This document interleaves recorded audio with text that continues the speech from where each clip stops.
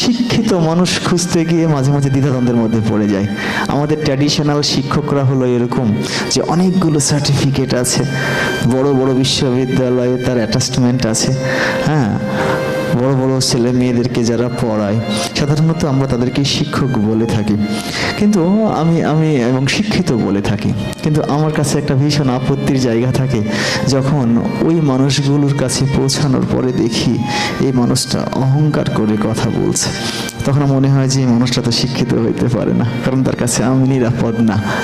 আমি দেখি অনেক অনেক বড় মানুষ যারা আমরা ট্র্যাডিশনালি বুঝি যে এখানে আমরা দাঁড়িয়ে আছি, আমি আর মাগরিব দাঁড়িয়ে আছি, হয়তো কারো কারো চোখে মনে হতে পারে যে আমি টাই পরে আছি, আমি বোধহয় চমৎকার করে কথা বলছি এবং আমার উচ্চারণ সঠিক, আমার অ্যাটিটিউড, আমার বচনভঙ্গি, আমার চলাফেরা দারুণ, আমি বোধহয় খুব শিক্ষিত। কিন্তু আমি যখন ভয়ঙ্কর মাত্রায়